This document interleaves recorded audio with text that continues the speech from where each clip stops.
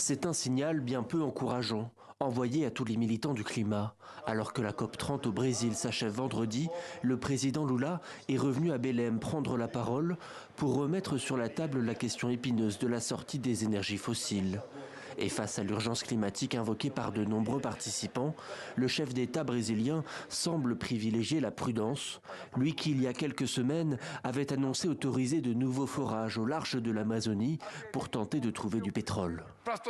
Il faut montrer à la société que nous voulons cela, sans rien imposer à personne, sans fixer de délai à chaque pays pour décider ce qu'il peut faire dans son propre temps, dans le cadre de ses propres possibilités.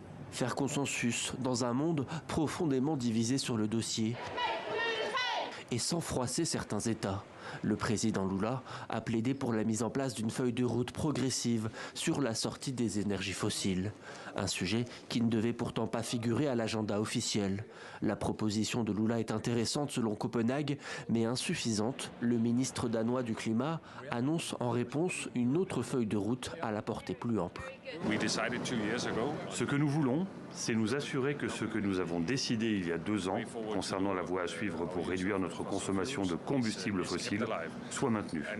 Et bien sûr, ce que nous avons décidé il y a 2 ans doit toujours refléter le fait que les différents pays se trouvent à des stades différents. Plus de 80 pays réclament une décision qui engagerait les États à réellement mettre en place la sortie progressive des énergies fossiles. Mais leur offensive se heurte à l'opposition des pays producteurs de pétrole. Dans ces conditions, la COP de Belém a peu de chances de bouleverser l'équilibre actuel.